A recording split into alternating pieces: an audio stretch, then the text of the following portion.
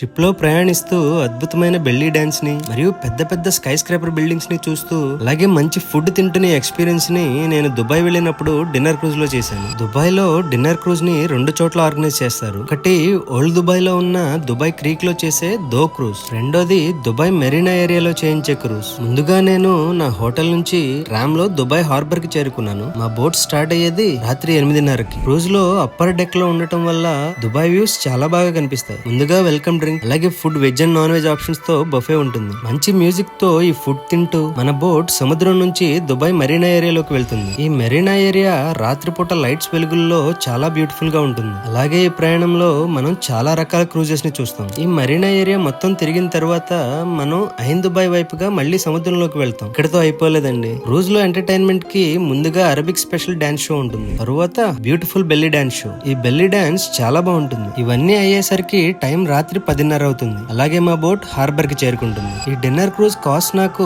4,500 ఖర్చు అయింది. Dubai cruise dinner full video చూడాలంటే ఈ క్రింద ఉన్న లింక్ నొక్కితే ప్లే అవుతుంది.